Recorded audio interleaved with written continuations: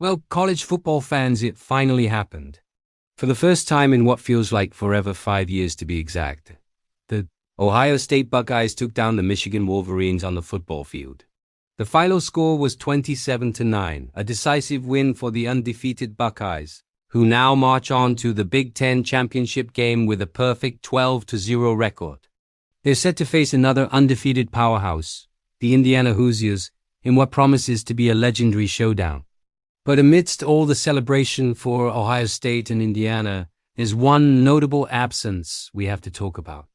The founder of Barstool Sports and a very, very proud Michigan man, Dave Portnoy, has announced he will not be part of Fox's big noon kickoff coverage for the championship game.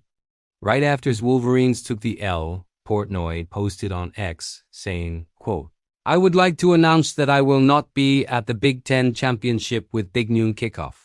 Good luck to all the teams involved." End quote. Now, this is Portnoy's first season as part of the Big Noon Kickoff crew, a gig that came from a larger partnership between Fox Sports and Barstool. So, what's really going on here? Is Portnoy just too heartbroken to show up after Michigan's loss? Is he pulling a classic, "if my team's not in it, I'm out"? That's certainly what it looks like on the surface. A classic case of taking his ball and going home because the biggest game of the year doesn't feature his beloved Wolverines. But let's peel back the layers, because with Portnoy and Barstool, there's always more to the story. First off, it's entirely possible he was never scheduled to be there in the first place. Portnoy hasn't been on every single episode of Big Noon Kickoff this season. It's not like he's a permanent fixture like the main hosts. So, maybe his contract or schedule simply didn't include the championship game from the get-go. There's also the interesting dynamic between Portnoy and the Big Ten Conference itself. Remember earlier in the season during the Ohio State versus Penn State game in Week 11? Portnoy publicly claimed that the Big Ten didn't want him on the show. He said the conference essentially benched him. If that's true, it wouldn't be a huge surprise if they felt the same way about having him at their flagship championship event, especially with his polarizing personality.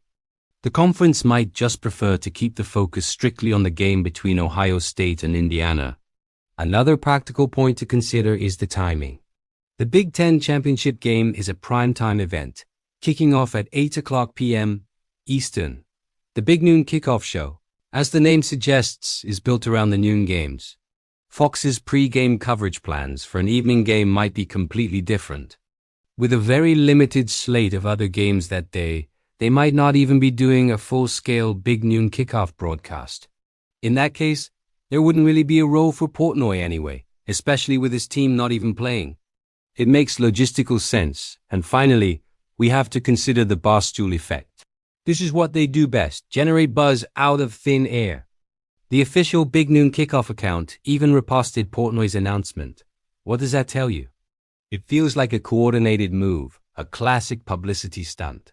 Portnoy makes a dramatic exit. Everyone talks about it. It gets clicks, it gets engagement, and it keeps both Barstool and the Fox show in the headlines during a championship week where Portnoy's team isn't even relevant. It's a genius marketing move, turning a non-story into a major talking point. So is he a sore loser? Was he ever even supposed to be there? Is the Big Ten blocking him? Or is this just another masterclass in promotion from El Presidente himself?